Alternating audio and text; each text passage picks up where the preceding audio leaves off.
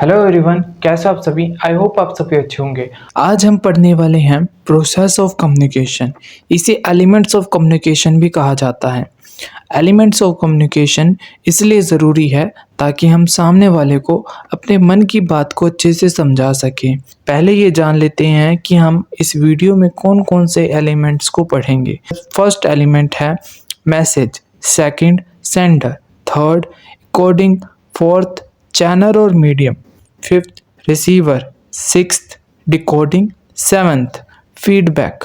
मैं इन 7 एलिमेंट्स के बारे में बताऊंगा। ये 7 एलिमेंट मोस्ट इम्पॉर्टेंट एलिमेंट है कम्युनिकेशन के दौरान। सीखना क्यों ज़रूरी है इन 7 एलिमेंट्स को, पहले इस सवाल का जवाब मैं देता हूँ ताकि आपको आगे की कहानी अच्छे से समझ आए। एग्जाम्पल के लिए मान लो कि मैं एक बिजनेसमैन हूँ। मेरे लिए कैसे काम आ सकते हैं इन एलिमेंट्स को समझना। अगर आप बिजनेस चला रहे हो तो जो आपका प्रोडक्ट आपने बनाया है, आप चाहोगे कि पूरी दुनिया तक आपकी बात पहुंचे कि आपका प्रोडक्ट कितना अच्छा है, कैसे काम में आ सकता है पूरी दुनिया के लिए। इसलिए आपको इस कम्युनिकेशन के प्रोसेस को समझना बहुत ज़्यादा ज़रूरी हो जाता है कि आपके दिमाग में क्या चल रहा है इस प्रोडक्ट को लेकर। क्लियर से क्लियर लैंग्वेज में आप अपने रिसीवर को, यानी उन लोगों को जो इस प्रोडक्ट को कंज्यूम करेंगे, आप अपना मैसेज पहुंचा सको। सबसे पहले हम बात करेंगे सबसे फर्स्ट एलिमेंट जो है सेंडर। कम्युनिकेशन का स्टार्टिंग पॉइंट होता है सेंडर। सेंडर कोई भी हो सकता है। ये सेंडर आप भी हो सकते हो। यदि आप नहीं बनना चाहते तो किसी सेलिब्रिटी को सेंडर बना दो जिसका लोगों पर बहुत ज़्यादा ट्रस्ट हो। तो ऐसे ही ये सेंडर कोई भी हो सकता है। ये सेंडर राइटर भी हो सकता है, पब्लिक स्पीकर भी हो सकता है। पर इस बात से बहुत ज़्यादा फ़र्क पड़ता है कि आपका सेंडर लोगों के लिए कितना ज़्यादा अट्रैक्टिव है। क्या रिसीवर पर उसका इन्फ्लुएंस यानी ट्रस्ट है या नहीं है। सेकंड एलिमेंट है मैसेज। अब ये मैसेज बहुत ज़्यादा इम्पोर्टेंट होता है एलिमेंट ऑफ कम्युनिकेशन में। अब इसे ऐसे इनकोड किया जाए कि जब ये रिसीवर तक जाता है तो ये वर्बल भी हो सकता है और नॉन वर्बल भी हो सकता है। वो कैसे, वो मैं आपको समझाता हूँ। कोई साइन और सिंबल हो सकता है, बॉडी लैंग्वेज हो सकती है आपके मैसेज में, जिससे देखकर बच्चे बहुत ज़्यादा प्रभावित हो सकते हैं। तो वर्ड्स की ज़रूरत भी नहीं पड़ेगी नॉन वर्बल में। नॉन वर्बल में कोई कैरेक्टर ने कपड़े ऐसे पहन रखे हैं, आई कांटेक्ट ऐसा कर रखा है कि सारी चीज़ें एक मैसेज का काम कर रही हैं। नेक्स्ट इम्पोर्टेंट एलिमेंट है चैनल। चैनल एक ब्रिज की तरह होता है जिसके ज़रिए मैसेज भेजा जाता है। जैसे सबसे कम इफ़ेक्टिव चैनल होते हैं दोस्तों, पोस्टर लगाना, ईमेल भेजना, लेटर भेजना, ये सब कम इफ़ेक्टिव चैनल होते हैं।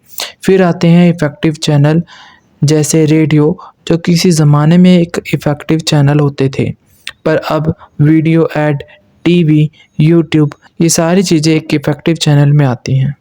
नेक्स्ट है दोस्तों इनकोडिंग। ये एक बहुत ही इम्पोर्टेंट एलिमेंट है दोस्तों। वैसे ये पहले का प्रोसेस है जब आप मैसेज तैयार कर रहे होते हो। इसमें वर्ड्स कैसे सिलेक्ट करने हैं, सिंबल्स कैसे सिलेक्ट करने हैं, पिक्चर्स कैसे एक्शंस होंगे ताकि रिसीवर समझ पाए। जिसे मैं आपको एक एग्जांपल से समझाता हूँ। एक टाइम था जब बुलेट को कोई पसंद नहीं करता था, पर प्रोड्यूसर ने लोगों की साइकोलॉजी के साथ खेला और बुलेट को रॉयल्टी मीन्स अमीरों की पहली पसंद बताया। उसे अमीरों की लग्जूरियस चीज़ों के साथ जोड़ा और एड के थ्रू लोगों को दिखाया, और उन्होंने उस बुलेट के जो प्राइस है आम बाइकों से बहुत ज़्यादा हाई रखे ताकि इसे अमीरों की पसंद दिखाया जा सके। इससे कंपनी ने बहुत ज़्यादा प्रॉफिट कमाया। नेक्स्ट स्टेप है डिकोडिंग। इसके अंदर क्या होता है कि कई बार ज़रूरी नहीं है कि जो आप मैसेज लोगों को प्रोवाइड करना चाहते हो वो मैसेज डायरेक्टली नहीं, इनडायरेक्टली किसी और के पास पहुंच जाए। इसे हम एक एग्जांपल से समझते हैं। एक एमआरएफ कंपनी जो टायर बनाने वाली है, वो जो क्रिकेट टीम के ऊपर जो बल्ले होते हैं उसके ऊपर वो अपना स्टिकर लगा देती है। तो इससे क्या होता है, जो क्रिकेट का जोर शोर किस में है, बच्चों में ज़्यादा है। तो लोगों ने मार्केट में एमआरएफ कंपनी के बैट्स की डिमांड की, पर वो तो बनाती ही नहीं है। पर कंपनी ने इस गैप को समझा कि हमारे एमआरएफ बैट्स की डिमांड हो रही है, तो उन्होंने क्या करा, एमआरएफ कंपनी के बैट्स बनाना स्टार्ट कर दिए। तो मैं आपको यहाँ पर ये बताना चाहता हूँ कि कई बार मैसेज क्या है, हम देना कुछ और चाहते हैं पर सामने वाला कुछ और मैसेज को डिकोड कर लेता है। तो यहाँ पर डिकोडिंग भी बहुत मैटर करती है कम्युनिकेशन के एलिमेंट्स में। फाइनल एलिमेंट है फीडबैक। ये फीडबैक बहुत ज़्यादा इम्पोर्टेंट है। फीडबैक तब मिलता है जब रिसीवर ने मैसेज को अच्छे से डिकोड कर लिया हो। उसके बाद जो वो रिस्पॉन्स देगा उसे हम फीडबैक कहते हैं।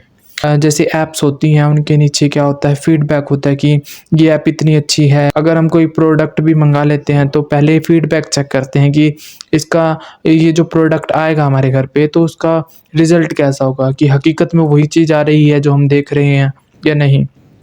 तो फीडबैक बहुत ज़्यादा इम्पोर्टेंट है, पर ये जो प्रोड्यूसर है उसके लिए बहुत ज़्यादा इम्पोर्टेंट हो जाता है। क्यों? अगर ये फीडबैक नहीं होगा तो उसको अपनी कमियाँ कैसे पता चलेंगी। इसलिए जो फीडबैक है ये बहुत ज़्यादा इम्पोर्टेंट हो जाता है, क्योंकि फीडबैक ही एक ऐसी चीज़ है जिसकी वजह से वो अपनी गलतियों को सुधार सकते हैं और अपने प्रोडक्ट को और भी ज़्यादा बेटर बना सकते हैं। आई होप आप सभी को ये वीडियो समझ में आई होगी। अगर आपको ये वीडियो समझ में आती है तो लाइक करें, सब्सक्राइब करें और दोस्तों शेयर करें। Thank you for watching my YouTube channel.